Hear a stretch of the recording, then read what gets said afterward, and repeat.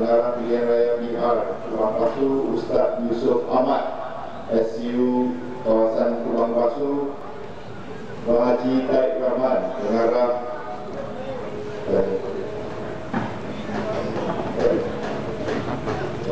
BPD Bukit Kayu Hitam, Saudara Basir Ismail, Ahli Majlis, serta Cikgu Bat.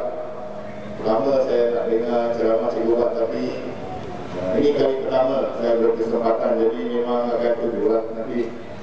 Serta kawan-kawan di Citra, di Kubang Pasu, apa khabar semua? Baik. Nama saya Steven Sim, saya merupakan ahli DAP daripada Pulau Pinang. Jadi saya pun berharaplah kalau lain kali mungkin tak perlu jemput sampai Pulau Pinang, sebab Angkatan Rakyat di sini, DAP, PAS dan PKR dah cukup pemimpin dan penceramah yang hebat-hebat. Tapi kali ini okey, saya datang jauh daripada Pulau Pinang. Saya merupakan seorang ahli majlis di Majlis Perbahanan Sabang Perai dan merupakan bendahari pemuda DAP di Pulau Pinang. Hari ini saya nak mulakan ceramah saya dengan sebuah cerita. Ada seorang lelaki namanya Robert. Dia kerja di sebuah kilang. Satu hari tiba-tiba dia selepas waktu kerja, dia tolak kereta sorong keluar daripada kilang. Dia tolak kereta sorong sampai di gate, pagar nanti. Pagar kata, Robert, tunggu. Pagar nak cek dulu kereta sorong Robert. Pagar pun cek kan. Tak ada apa, okey, lalu hari keduanya Robert masih lagi lepas waktu kerja tolak kereta sorong keluar daripada kilang sampai di gate, agak hentikan dia dan cek tak ada apa-apa. Lalu sampai hari kelima, Pagat pun dah rasa dia tak ingin tahu dah. Jadi dia tarik Robert ke belakang. Dia tanya Robert, terus teranglah Robert, sebenarnya 5 hari yang lepas ni Robert sedang curi apa? Robert cakap dengan Pagat, Pagat janji tak akan cakap dengan bos. Apa dia jawab Robert? Robert pun jawab, sebenarnya Pagat, tiap-tiap hari 5 hari yang lepas I tengah curi kereta sorong. Nampak cerita tu? Mata Pagat dikaburi. Tiap-tiap hari Robert duk curi kereta sorong, tetapi Pagat tak nampak. Inilah yang sedang terjadi di negara kita sekarang, iaitu kerajaan UMNO Barisan Nasional tiap-tiap hari duk mengaburi mata kita supaya dia boleh curi kereta sorong kita, dia boleh curi harta kekayaan kita. Macam mana? Saya beri contoh. Dari segi ekonomi, dia kata dia nak menaikkan ekonomi, dia nak membawa pelaburan berbilion-bilion. Sejak April 2009, apabila Perdana Menteri yang juga merupakan Menteri Wanita, Datuk Seri Najib Tun Razak, apabila beliau menjadi Perdana Menteri pada April 2009, beliau telah memperkenalkan berbagai program ekonomi. Ada ETP, ada GTP, MKRA, MKEA, ada Pemandu, ada Teraju, berbagai program.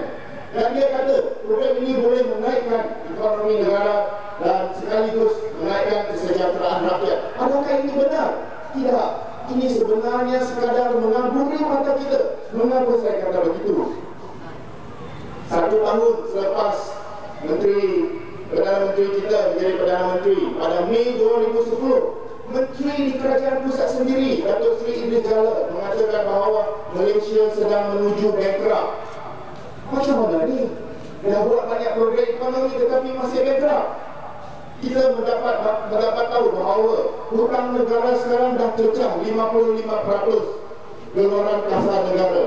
Apa itu geluaran kasar negara dan apakah maknanya kepada kita semua jika kita kata hutang negara dah 55%? Contoh yang mudah ialah, bayangkan jika kita setiap bulan dapat gaji RM2,000, 55% iaitu RM1,100 daripada gaji kita setiap bulan itu kita gunakan untuk membayar hutang. Kita gunakan untuk membiayai hutang rumah, hutang kereta, dan untuk orang-orang anak-anak muda, hutang PTPKM. Inilah yang terjadi di negara kita dan kita tahu ini benar, sebab memang dalam kehidupan kita setiap bulan gaji kita, separuh daripada gaji kita digunakan untuk membiayai hutang. Bayangkan RM2,000, RM1,000, digunakan untuk bayar hutang hingga RM900 untuk perbelanjaan kehidupan.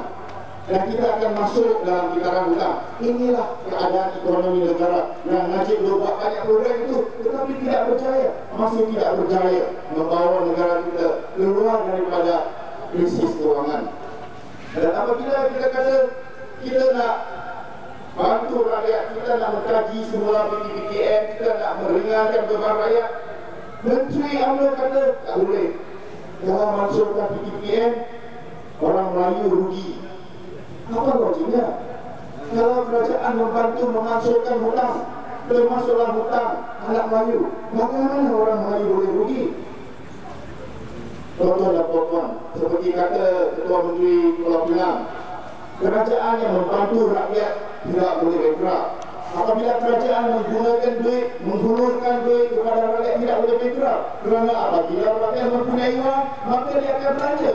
Dan ekonomi negara juga akan naik kerana perbelanjaan oleh rakyat jelata. Tetapi negara akan jadi bankrupt jika kerajaan hanya membantu ekonomi. Kita tidak boleh hapuskan PTPN kerana kerajaan UMNO Barisan Nasional, tetapi kerajaan UMNO Barisan Nasional lah yang membantu ramai kroni-kroni mereka untuk membiayai, membayar, melangsaikan hutang. Contohnya dalam kes MAS, Syarikat Penerbangan Kebangsaan kita, di mana 1.8 bilion digunakan untuk membiayai hutang syarikat penerbangan. Tetapi hutang rakyat tak boleh. Satu lagi, bagaimana UMNO Barisan Nasional mengaburi mata rakyat agar dia boleh mencuri kereta sorong kita, ialah isu perkawaman dan isu agama. UMNO selalu mengaku mereka ini hero, pejuang, pahlawan pendekar Melayu, dan MCA pula mengaku dia ini adalah pelindung kepada orang Cina. Tetapi kita lihat bahawa ini semua retorik. Retorik ini bermula daripada dasar atau prinsip yang diwarisi daripada penjajah Inggeris, iaitu dasar pecah dan perintah. Dia tahu apabila dia memecah belahkan rakyat jelata yang berbagai kaum ini, maka senanglah mereka mentadbir negara, maka lebih senanglah mereka menguruskan negara, dan maka mereka lebih senanglah bagi mereka mengekalkan kuasa. Tetapi kita tahu dasar pecah dan perintah ini bukanlah budaya kita, bukanlah keadaan yang semula jadi.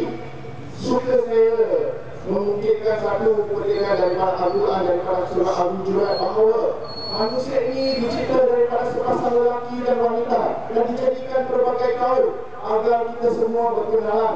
Tetapi pada hari ini pemerintah kita, UMNO Barisan Nasional, telah gagal bukan saja kepada rakyat jelata, tetapi gagal memenuhi suruhan daripada surah Al-Hujurat, iaitu berbagai kaum adalah merupakan kekuatan, merupakan perkara yang tabii.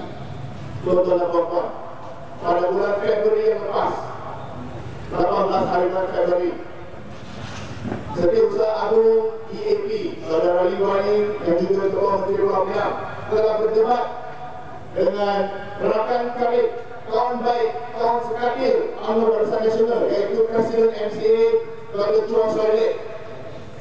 Kita sedia tahu Datuk Chua Soelek ini pemimpin besar, pemimpin agung Barisan Nasional, bekas menteri dan presiden kepada ketua kepada sebuah parti yang merupakan rakan yang terbesar dalam Barisan Nasional.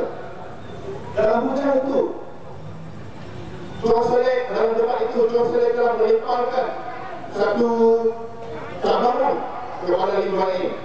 Apa kata Chua Soelek? Chua Soelek kata Lim Baim, dia kena jawab. Satu undi untuk BAP adalah satu undi untuk PAS, dan satu undi untuk PAS adalah satu undi untuk Islam, dan undi untuk Islam akan membawa kesan negatif kepada negara Malaysia. Ini cabaran yang dilontarkan oleh Chua Soelek, kawan baik UMNO yang mendakwa mereka ini pejuang Melayu Islam. Memang inilah keadaan yang terjadi selama ini.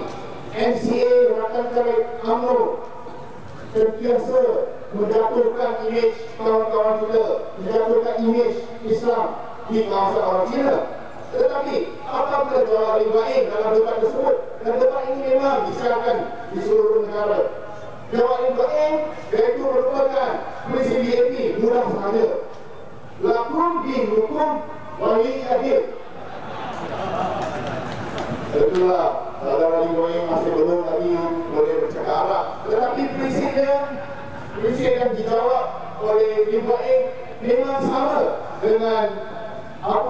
dikatakan oleh surah Al-Kafirun ayat 6 itu, yaitu agamamu untukmu, agama aku untuk aku. Inilah dasar kita bekerjasama dalam Pakatan Rakyat, yaitu kita menghormati perbatasan agama masing-masing. Kita percaya bahawa pemimpin PAS, pemimpin Islam dalam PKR akan menghormati hak dan kepercayaan orang bukan Islam di Malaysia, dan orang bukan Islam di Malaysia, terutamanya daripada BAP, akan menghormati ajaran amalan hukum orang Islam. Kenapa kata tuan dan puan, dalam sejarah politik negara, BAP tidak pernah mempersedar, memperkecilkan hukum dan adat orang Islam, tetapi UMNO telah ada di BAP anti-Islam. Bahal rakan kali UMNO MCA seringkali memperkecilkan kepercayaan orang Islam, agama rasmi negara kita. Kita lihat semua ini merupakan kira UMNO dan Barisan Nasional untuk mengaburi mata rakyat. Dan apabila mata rakyat dikaburi, maka senanglah untuk pemimpin-pemimpin pembesar-pembesar UMNO Barisan Nasional, tak kira Melayu, Cina, India, mencuri kereta sorong rakyat. Cukuplah tuan-tuan dan puan-puan, cukuplah kita dikaburi dan dirompak setiap hari. Menteri sendiri, Menteri UMNO sendiri kata kita akan bankrupt. Cukuplah. Di Medan Tahlil dari Saudara Zulkifli Muhammad kata Husni Mubarak telah dijatuhkan hukuman penjara seumur hidup. Di Medan Tahlil kita nampak rakyat daripada berbagai kaum dan agama di Mesir telah bersatu untuk menjatuhkan kerajaan perompak. Bila lagi di Malaysia kerajaan tahu jika rakyat berbagai kaum, berbagai bangsa ini, berbagai agama ini bersatu, maka kerajaannya berzalim tidak akan kekal lama. Contohnya di Mesir. Dan baru-baru ini saya balik daripada Filipina. Ketua Hakim Negara Filipina telah dijatuhkan bersalah, tidak disabitkan kesalahan kerana gagal untuk mendedahkan aset beliau sebanyak 4 juta dolar Amerika. Pegawai-pegawai tinggi, kerajaan yang tinggi di Filipina telah didakwa dan disabitkan kerajaan kerana kerajaan baru, pimpinan presiden yang baru merupakan kerajaan reformasi, kerajaan yang hasilnya daripada rakyat. Maka pencuri-pencuri, perompak-perompak dalam kerajaan akan ditangkap dan disabit kesalahan, dan negara akan menjadi sejahtera kerana kita berjaya menggunakan kes-kes rasuah. Seperti di Kedah dan Pulau Pinang, kita nampak pendapatan negeri bertambah, dan apabila pendapatan negeri bertambah, maka kita dapat melakukan program-program yang menyalurkan duit kepada rakyat. Cukuplah tuan-tuan dan puan-puan, kita dikaburi, mata kita dikaburi dan membiarkan pemimpin-pemimpin kerajaan di dekat pusat, UMNO dan Barisan Nasional mencuri kereta sorong kita. Ayo kita pangkat Pakatan Rakyat, kerana Pakatan Rakyat menawarkan keadilan untuk semua. Apa itu keadilan untuk semua? Keadilan untuk semua ini bukan saja satu prinsip yang dituntut oleh demokrasi, bukan saja satu prinsip politik, tetapi merupakan satu seruan daripada Al-Quran sendiri. Dalam surah Al-Ma'idah ayat 8 dikatakan, wahai orang-orang yang beriman, hendaklah kamu sentiasa menjadi orang-orang yang melakukan keadilan kerana Allah lagi menerangkan kebenaran. Dan jangan sekali-kali kebencian kamu, jika kamu benci terhadap suatu kaum itu, jangan sekali-kali kebencian kamu akan mendorong kamu melakukan tidak adil. Hendaklah kamu sentiasa berlaku adil kepada sesiapa jua, kerana keadilan itu adalah lebih dekat dengan takwa.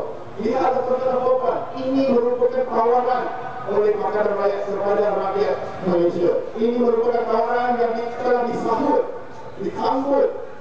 baik oleh rata-rata kaum Tionghoa dan kaum India di Malaysia. Kerana kami percaya bukan saja prinsip ini berasaskan prinsip demokrasi, malah merupakan pegangan agama kepada pemimpin Islam dalam Pakatan Rakyat. Justru kali ini, ayo kita tolak pemimpin yang mengaburi mata rakyat dan mencuri kereta sorong rakyat.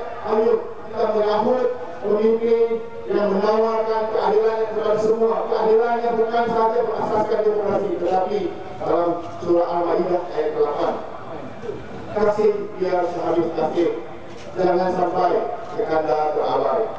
Bersih biar sehabis bersih, jangan sampai negara tergadai. Ubah sekarang. bersihkan Malaysia. Sekian, terima kasih.